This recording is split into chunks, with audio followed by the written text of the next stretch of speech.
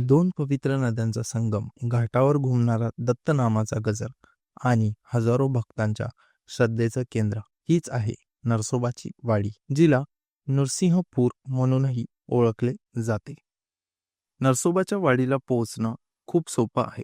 सर्वात जवळचं railway station म्हणजे मिरज जंक्शन. मिरज जंक्शन पासून हे तीर्थ फक्त 16 किलोमीटर अंतरावर आहे. मिरज सिटी बस स्टँड वरून येथे बस सेवा उपलब्ध आहे. तसेच जवाहर चौक आणि शास्त्री चौक येथून रिक्षा, टमटम आणि प्रवासी वाहनही मिळतात.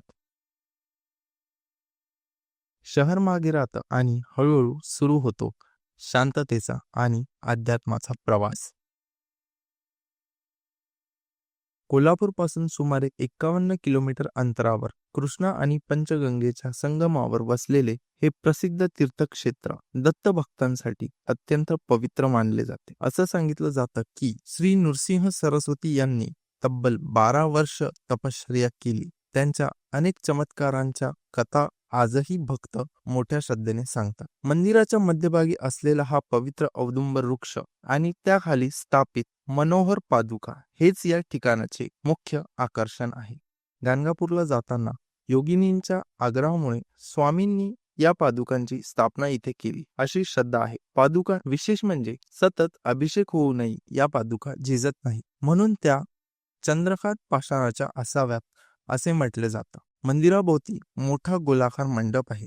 उंच खांब, शांत वातावरण आणि चांदीने सजवलेला गाभारा, हे सगळं पाहताना एक वेगळाच आध्यात्मिक अनुभव मिळतो. पादुकांच्या सभागृहावर मयूर, जय विजय आणि श्री नृसिंह सरस्वती यांची सुंदर प्रतिमा कोरलेली दिसते. मंदिरात स्वयंभू गणेशाची भव्य मूर्ती आहे. समोर वाहणारी कृष्णा नदी, विशाळ घाट आणि नदीहून वाहणारा शांत वारा मनाला पूर्णपणे प्रसन्न करून टाकतो. पण या मंदिराची एक वेगळीच ओळख आहे. पावसाळ्यात कृष्णेला पूर आला की संपूर्ण मंदिर पाण्याखाली जातं. पूर ओसरल्यानंतरही पाण्याच्या खुणा मंदिरावर दिसत राहतात.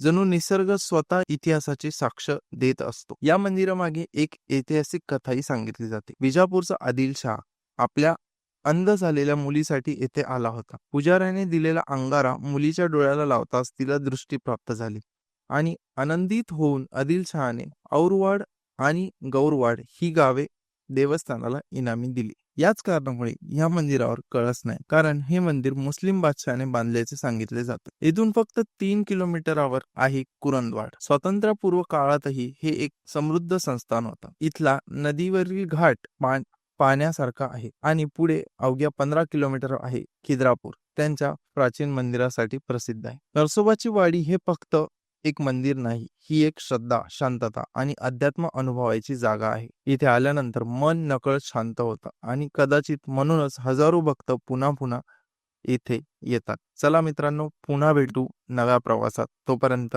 जय देव गुरुदत्त, जय महाराष्ट्र.